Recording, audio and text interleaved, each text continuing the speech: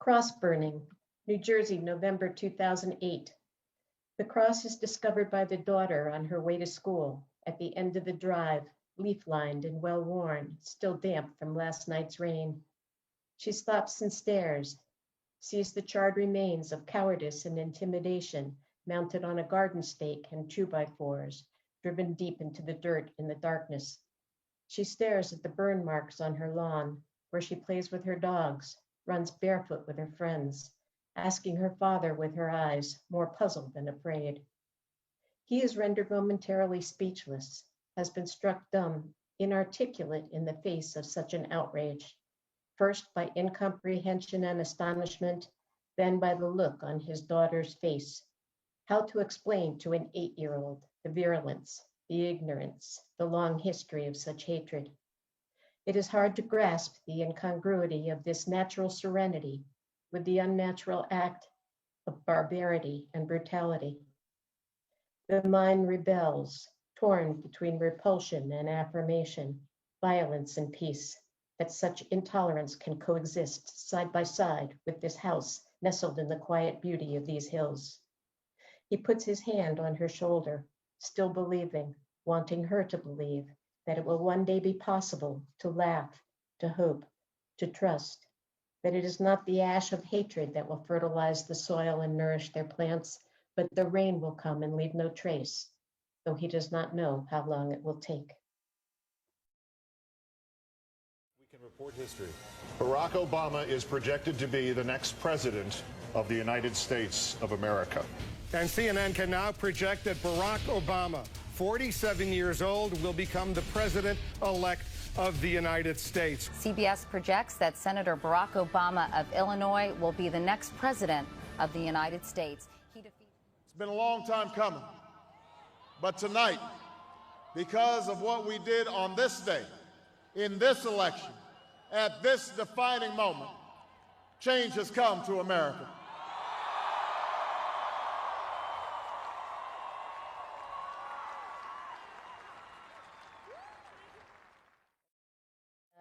Alina and I worked on the Obama campaign together, and that's, I think, where we met each other. And we spent many hours and many days doing campaign work. And so our friendship and relationship grew out of that.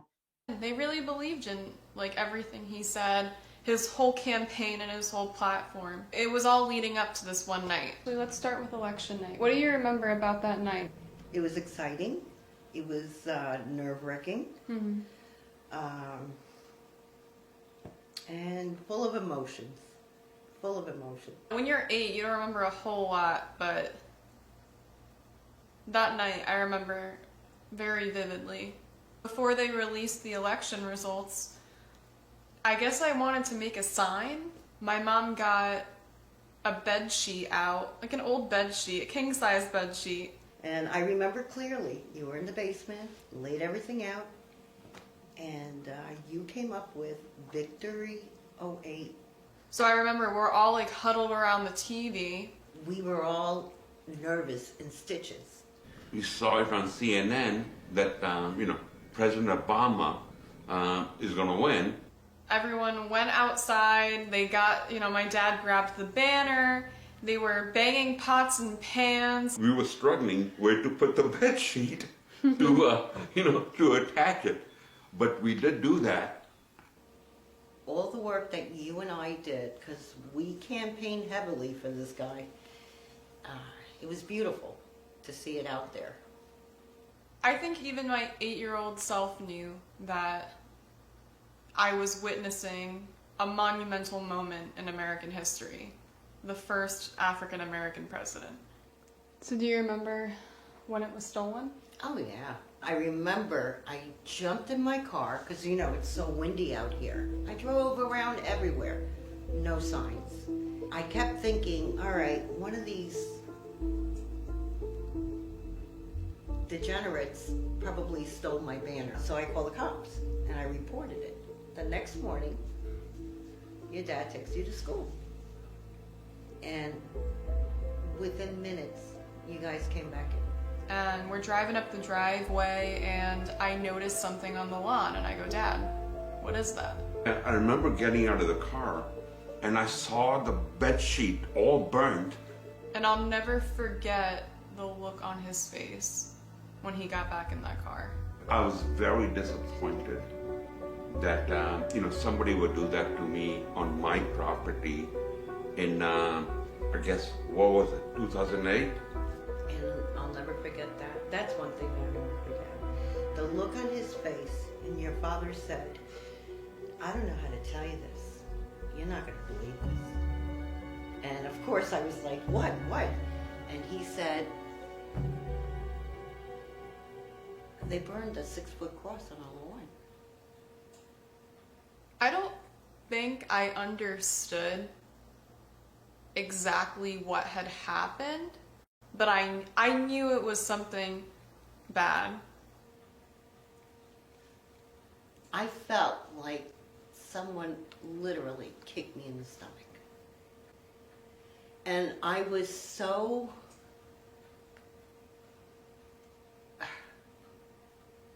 The first thing in the morning, Alina called me, and she sounded so stunned and like in disbelief.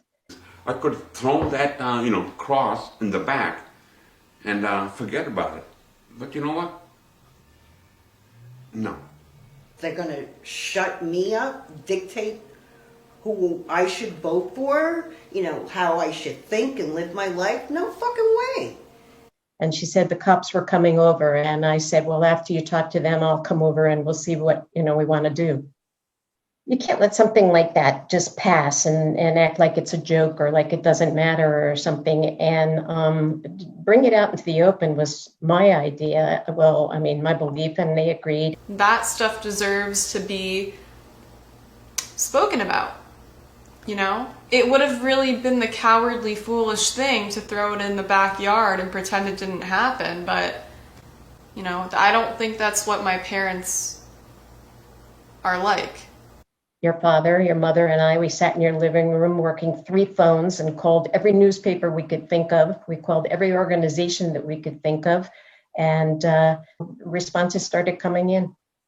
What kind of feedback did you see from local people online regarding the news coverage? The vast majority of the people, they were so positive. They sympathized with me and empathized with, our family.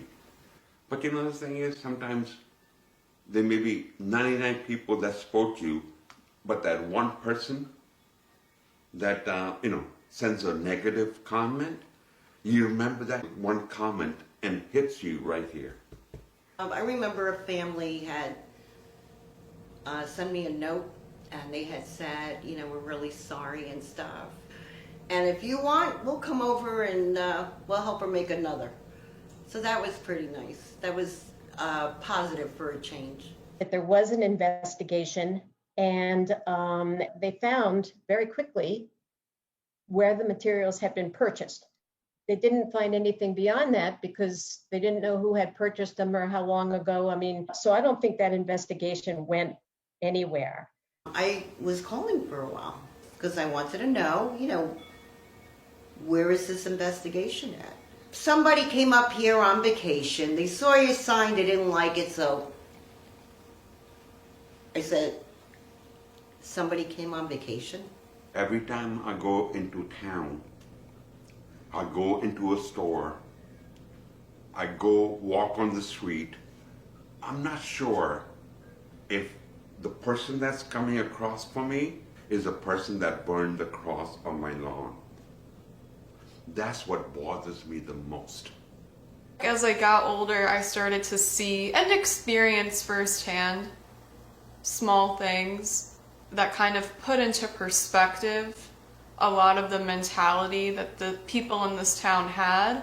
If you look at the maps of where hate groups are in New Jersey, there are clusters, and we live among one of the clusters. 15-20 miles away in the town of Oxford, New Jersey, it was like a prominent place for the KKK years back.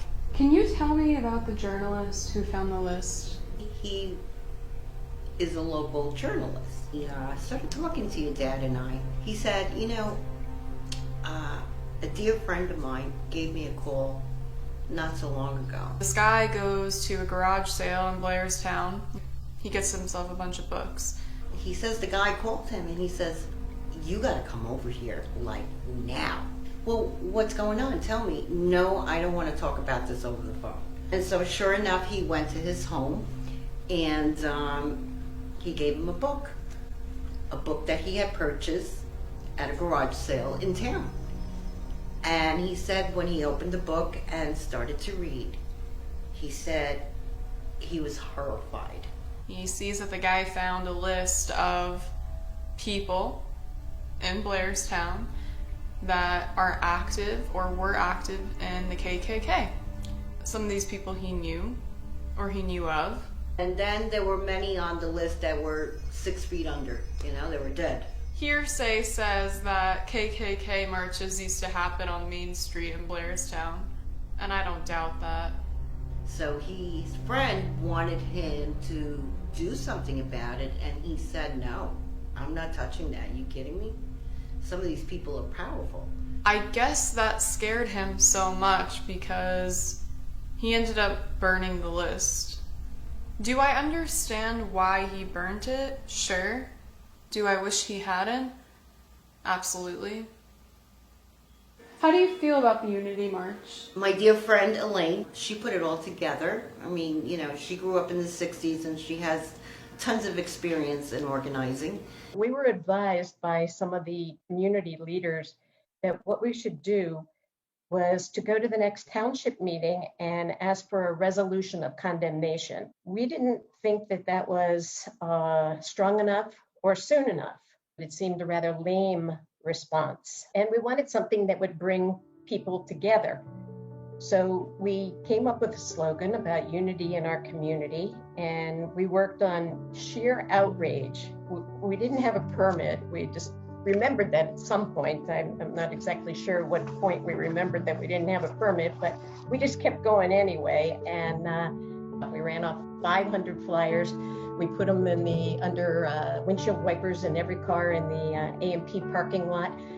We put them up in the pizza shop window and the Chinese restaurant and any place that they would let us. We contacted the various groups that we knew, community groups that we thought would email their memberships and just ask them for help. And we really organized it it was like a week and a half. I don't know if you remember, but it rained the day of the march and in the morning, but the sun came out an hour before the rally, and it was a beautiful day. And your father and I had gotten to the municipal building early, and we were just wondering about how many people would show up. We were worried. We just wanted a decent showing, but it was overwhelming. The people just kept coming and coming, and cars were parking along Spring Valley Road, and people were just coming out of their cars. Some were from out of state, some were from neighboring towns or Blairstown. I was astonished. I remember that day like it was yesterday. We walked from the town hall, the municipal building in Hardwick, and we walked all the way up the street to my house. I remember there was a family that drove from Boston in a minivan to come to the Unity March. And there were tons of organizations like CARE and the NAACP. When they put that circle of unity on my property, on my lawn, that meant a lot. The message was, we're unified and this is not going to happen in my town. And if it does happen in my town, we're going to say something about it. It's not going to pass unnoticed.